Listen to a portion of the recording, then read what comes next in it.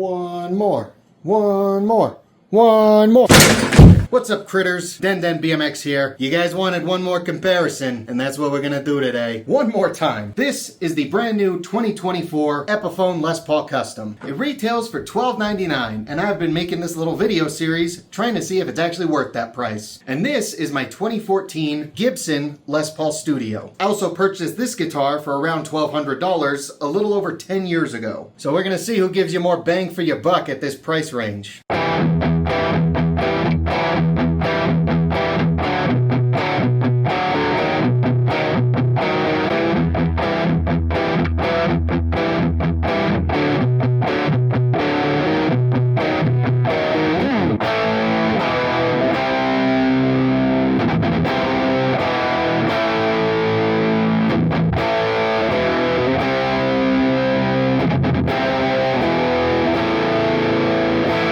Real quick, I just want to say thank you guys for all the recent love and support you've shown me on all my videos, especially this little series I've been making about this Epiphone. It gets my heart stiffer than a priest on Sunday morning. If you guys go on to enjoy this video, definitely let me know and help out the engagement on this video by leaving a like. That really helps me compete with the bigger channels like Trogley, Andertons, all those goons. So if you enjoyed, definitely leave a like and leave a comment. Give me your thoughts and opinions. I'm very curious to see what you guys think. Share the video around, and if you regularly watch this channel and you haven't already subscribed, I'm gonna send Jimmy after you. I don't think... Oh, shit. Fuck. Okay, I fixed it. There he is. But yeah, we are on the road to 20,000 subs, and we are getting sexually close to 19,000. So any help towards that is greatly appreciated. But I'm done being a tool. Let's talk about the specs of this goddamn guitar one more time and compare them to the Gibson Les Paul Studio specs, and then let's go play them. So for the 5th time, I think, this guitar comes with a mahogany body and a maple cap. It comes with a mahogany neck and an ebony fingerboard. The neck is around the thickness of the 50s medium C, but I would say it's just a little bit thinner than that. It comes with the Gibson open book headstock. The Epiphone inlay, the big beautiful diamond inlay, and the inlays on the fretboard are all made of real mother of pearl. It comes with a Graphtec nut that could be the source of the tuning issue. It also comes with some Grover tuners. That could also be the source of the tuning issues I'm having on this guitar. I'm more privy to thinking it's the tuners because they're looser than Lauren Boebert, and they're also the ugly kidney button version, and it's just like, ew. This guitar comes with CTS pots, Mallory capacitors. It's kinda sorta hand wired with some quick connect stuff in there too. It's got a Switchcraft switch. It's got a Switchcraft jack. And then it also comes with Gibson's 490R and 498T pickups, which are supposed to be a higher output pickup, but based off the other comparisons, mine are particularly dark, bordering on muddy. Now this is my 2014 120th anniversary Gibson Les Paul Studio. I bought it the year it came out, and you can kind of tell that it's a 10-year-old guitar at this point. This guitar also comes with a mahogany body and a maple cap. I've done the natural binding mod on my particular Studio, so you can see exactly how thick it is. Now, a very interesting thing about Les Paul Studios is that they do not come with a full thickness mahogany body. The body on these are just a little bit thinner than your average Les Paul. Now, this guitar has a maple neck and a rosewood fretboard. And I like that about this guitar. It makes this kind of a unique Gibson Les Paul because not a lot of them come with maple necks. The neck shape on this guitar is the 60s slim taper, which is my favorite neck shape. Both of these guitars come with 22 nickel frets, but the frets on this guitar were cryogenically treated, which is supposed to make them last longer, and I haven't had any issues with them so far. This guitar also comes with a Graphtec nut that really isn't the best, and it comes with some Gibson Deluxe tuners. And even though these ones do come with the beautiful keystone button shape, they also don't work very well, unfortunately. You know, Gibson moment. I do not recall if this guitar has real mother of pearl inlays or if they're just pearloid, but one of them fell out a few years ago and I had to fix that, so that's tight. I do not know which jack comes on this guitar, but it's really not the best. You see, when I try to go from the bridge to the middle position, it always just goes straight to the neck, so that's cool. Maybe it's a Switchcraft one. I don't know. Maybe it's a Switchcraft jack. Who friggin' knows? I can't really find the specs on this guitar anymore. Gibson had the page archived, but I can't find it anymore. So I'm kind of just going off of memory. I also don't believe this guitar comes with CTS pots. Instead, it comes with all kinds of cool split coil caca from the Jeskowitz era. This guitar has the Nashville stop bar bridge and tailpiece. Now, the neck pickup on this guitar is a Gibson 490R. And instead of coming with a 498T on the bridge, this guitar's bridge pickup is a 490T. I think they're pretty similar and are both supposed to be a higher output output pickup, but they are different. We could talk about specs all day, but I know what you guys are really here for, so let's just get right into the playing demo. Okay. So we're gonna do pretty much the same formula we did in the last video. We're gonna start clean, then get to like some breakup, then get to like some crunch, then some high gain. I'll do a really dry, boring version of each tone for all the ancient ones out there. And yeah, let's get to it. Recording. Wah-ha.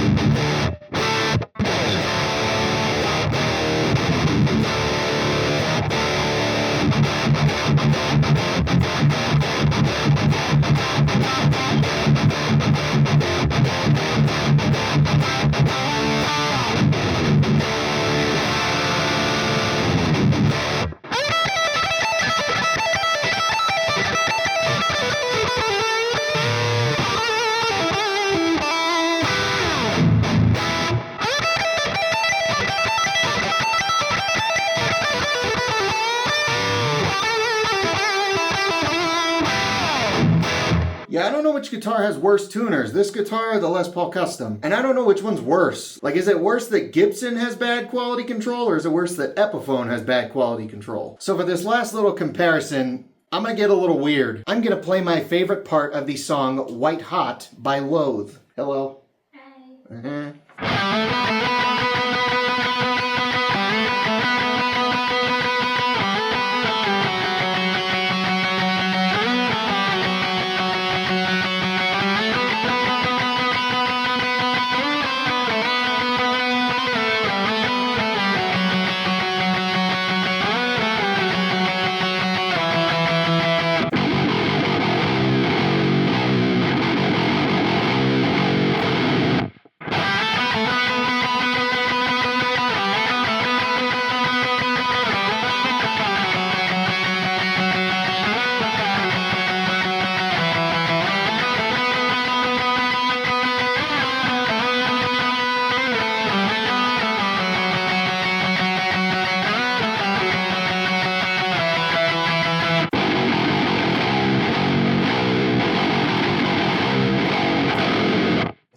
We're done. We're fucking done, dead. So, that happened. Now, we have a lot of questions to ask and discuss. I think the main question is, which guitar is more worthy of that $1,200 price tag? And it's kind of hard to say. This Epiphone is supposed to be a, like, top-of-the-line premium Epiphone. And it's supposed to be, like, fully spec'd out, fully kitted out. You're supposed to be getting a quality player's-grade instrument. However, the Les Paul Studio is supposed to be one of, if not Gibson's cheapest model. And it's supposed to be a very bare-bones version of a Les Paul. It doesn't have a full thickness body. It doesn't come bound. Like all those visual bells and whistles, this guitar does not come with. I also forgot to mention in the comparisons, this guitar has a nitro finish and this guitar has a poly finish. So this one is going to age a hell of a lot faster. This one will take 2 to 3 times as long to age and wear, just because nitro is a lot thinner of a clear coat. Now, the reason I bought this guitar way back in 2014, it's because it was the cheapest guitar that came with the open book headstock. But I'm not going to lie, if Epiphone was making a Les Paul Custom in 2014 with the open book headstock and the full-size diamond inlay, I would have easily picked this guitar over the Les Paul Studio, just based off visuals alone. Now, I think both of these guitars do have the specs to technically justify the prices of them. However, one of the things that I'm being the most critical about when it comes to these new Epiphones is the quality control. And I gotta say, the quality control on these guitars don't really seem to be upgraded as much as they're saying they are. So that means you're probably saying, so the Gibson has better quality control, right?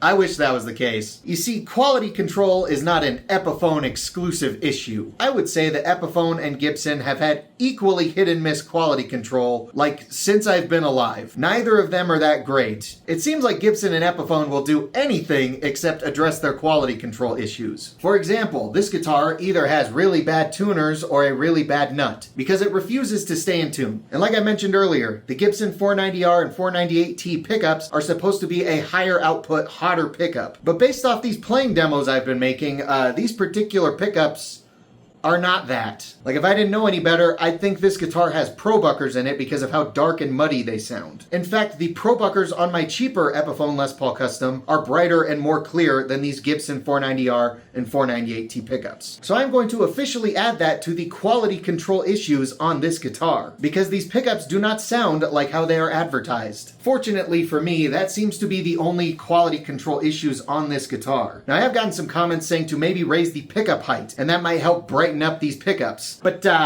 that looks pretty up there to me. That's how I got it from Sweetwater. So unfortunately, this guitar does have some infamous Epiphone quality control issues. And they're not the worst issues ever. I mean, at least I got it without a broken headstock, am I right? But that being said, for this new premium line of Epiphones, I really would have wished that they actually addressed some of the quality control issues. Because based off my experience and from what I've been seeing from all the reviews and all the videos and all the posts on the Facebook groups about these new Epiphones, is that the quality control is just as hit and miss as it's always been. However, Gibson's not really in much better of a spot either. Now, when it comes to the quality control issues on this guitar, like I mentioned in the specs, this guitar's switch just goes straight from the bridge to the neck. It doesn't want to stop in the middle, which makes it a little tricky if you're trying to go to the middle position when you're playing live. And like I also mentioned in the specs, I have had to repair a popped up inlay on this guitar before. And like I also mentioned in the specs, this guitar needs a taller nut. Right now my open E string is buzzing on this guitar because the nut is too low. And I can't really do anything with the neck to try and alleviate it because it's way up here in these upper frets. And again, these Gibson Deluxe tuners really aren't the best. But a lot of these quality control issues that I talked about on this guitar, it's not like they happened just the other day. Like this switch has always never wanted to be in the middle position. This inlay popped out probably like 3 years into me having this guitar. The tuners have always been an issue, and the nut became an issue when I kind of maxed out the slack on this guitar's truss rod. So for around that $1,200 price point, which guitar would I recommend that you go for?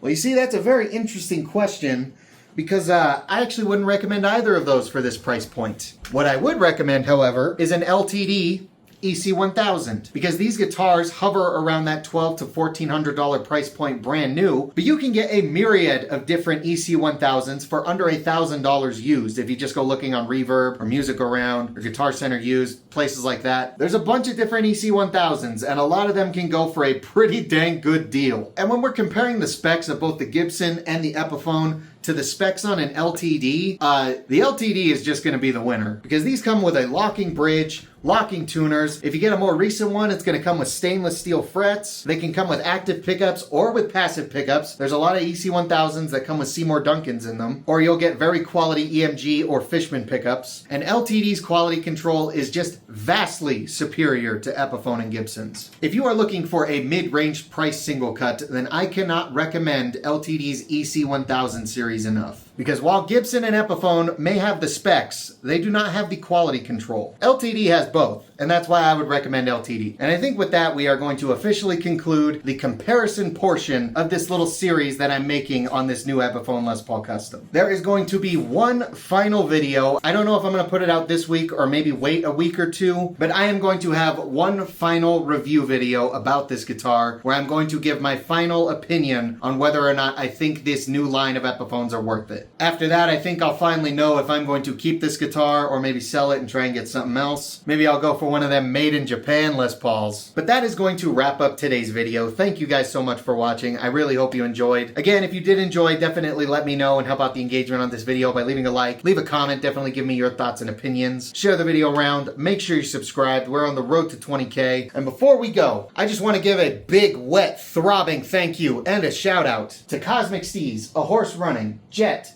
Solar Flare, Jan Chocolate, Bandage Knives, Sunil Verma, Rob Heath, and our newest member, Bad Joke Gaming. These are my current channel members and their support really means a lot. If you want to join these guys, get a shout out in my longer videos, get access to my occasional members only videos, which are usually guitar videos, and just help support the channel in a bigger way, then you can go down there, click the join button, tiers start as low as 3 schmeckles. And if you don't want to join the membership, but you still want to support the channel in that way as like a one-time thing, there's the super thanks button down there. It's like a little tip jar. But I'm done being a tool. And I just realized I didn't call you guys old throughout the entirety of this video.